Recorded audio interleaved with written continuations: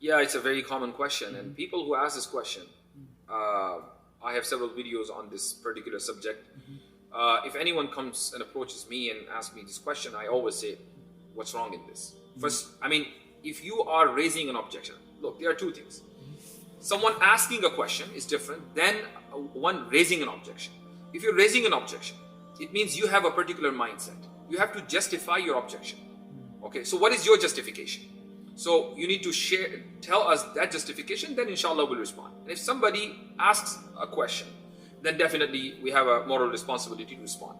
So, if we go in the background, Rasulullah sallallahu alaihi wasallam saw in dream a few times that Allah subhanahu, it was an indication, it was a very clear indication that Allah subhanahu wa ta'ala, as if He's commanding Rasulullah sallallahu alaihi wasallam to get married to Sayyida Aayesha radiyallahu anha. Sayyida Aayesha radiyallahu anha was presented to Rasulullah sallallahu alaihi wasallam in bridal clothes. And Rasulullah sallallahu alaihi wasallam, excuse me, when he saw the dream for the first time, he was surprised. After that, he understood. One can say, well, you know, how do we know that it was a dream? Rasulullah sallallahu alaihi wasallam really saw a dream. Well, we believe in Rasulullah sallallahu alaihi wasallam in his messages about Allah. Right? He informed us about Allah. He informed us about the revelation that he received from Allah subhanahu wa ta'ala. These are big things. You know, this dream particularly is a smaller in comparison with, you know, his information about Allah and his information about the Day of Judgment, his information about the book, his information about the revelation. So the dreams of Anbiya alayhim salatu wassalam, they are also hujjah. Hujjah means they are the source of Sharia. For example, why do we sacrifice on Eid al-Adha?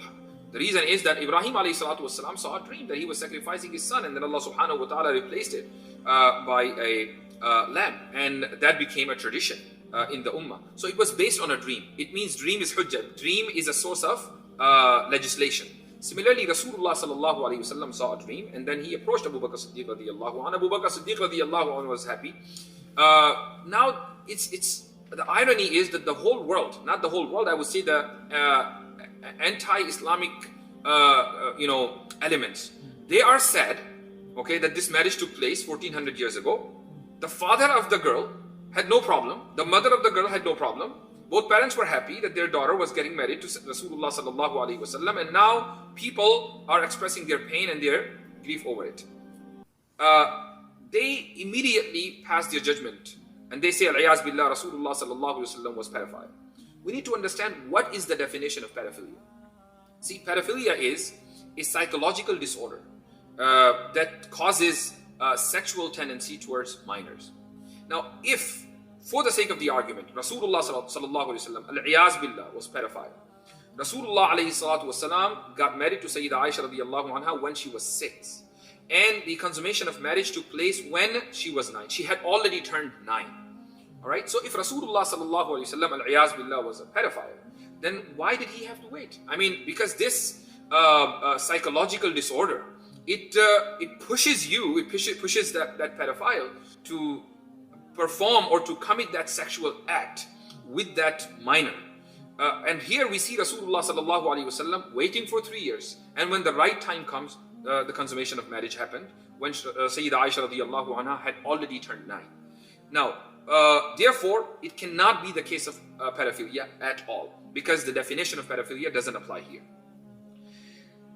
Is it the question of morality? Yes, it can be the question of morality. Is it moral, or was it moral for Rasulullah sallallahu alaihi wasallam to get married to Sayyida Aayesha radiyallahu anha when she was that young? Now, we can say that this is the question of morality, but what type of morality? There are two types of morality. One is subjective morality, the other is objective morality. Subjective morality is that suppose you think something is moral, but I think that the same thing is immoral. That is subjective morality, and here we may disagree with each other, but you cannot enforce or impose your thought on me, and I cannot enforce my thought on you. Whereas objective morality is that something is moral and immoral across time and space. For example, lying is immoral across time and space. So whether you are today or you were 1400 years ago or 10,000 years ago, lying is lying and is bad. Whether you are here in America or you are anywhere else in the world, across the world, lying is bad. Similarly, honesty is good. It is a moral thing. Whether today or yesterday or tomorrow or whether you are in America or anywhere else. This is called objective morality. Now, a person who raises his objection, he needs to prove that marriage with Sayyidah Aisha radiallahu anha was against objective immorality. If he is able to prove it, we can admit that yes, something immoral happened. But this, claiming that it was objectively immoral is wrong. Yes, you can say that it is subjectively immoral, but that's your subjective morality. You don't have a license to enforce and impose that subjective immorality upon us. In fact, if you go back in history, you will see, I was just a few days ago checking online that how many in history we have cases that people got married to young brides.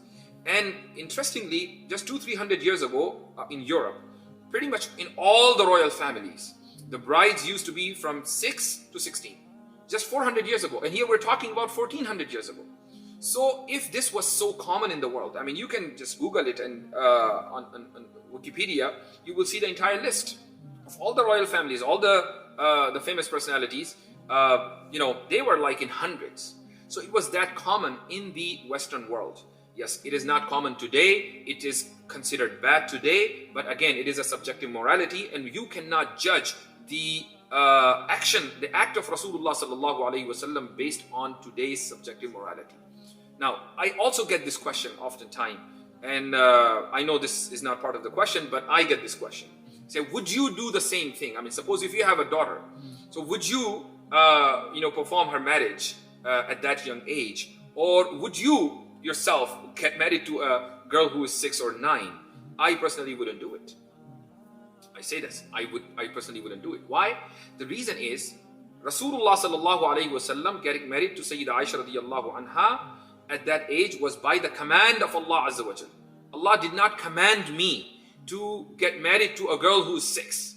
Alright, He didn't command me to get married to a girl who's 9. So I don't have to, there's no command, I'm not following any command.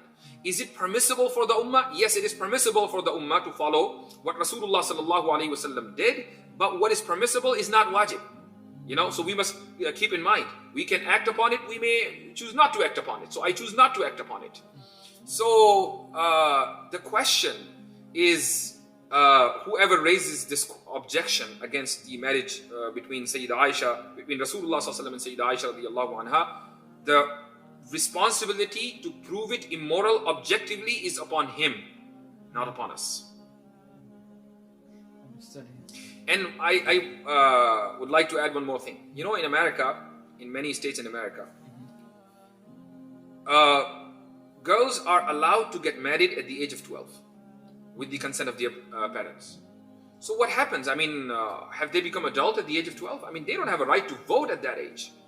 So, but they have a right to get married at that age with the consent of their parents. According to a report, it was published in 2018 in one of the UK's newspaper, that in last 15 years in America, 200,000 girls got married when they were minors. 200,000 girls in America in last 15 years when they were minors, and some of them were only 9 and 10. And these marriages were recognized by the state. So if today in 21st century, it's happening here in America, that's the champion of liberal rights, okay, that's the champion of secular values, it's happening here, and the states have no problem. Just recently, within a few years, New Jersey's governor refused to sign a proposal that would ban any marriage where minors are involved without any exception. He refused to sign that law. It means people in New Jersey, they want that this law, no law should ban such marriages. If someone at the age of 12 with the consent of his or her parents want to get married, then the law should allow it. So if it is happening in America, it's happening around the world, then why would you raise an objection against Rasulullah sallallahu alaihi wasallam? That shows your evil intention.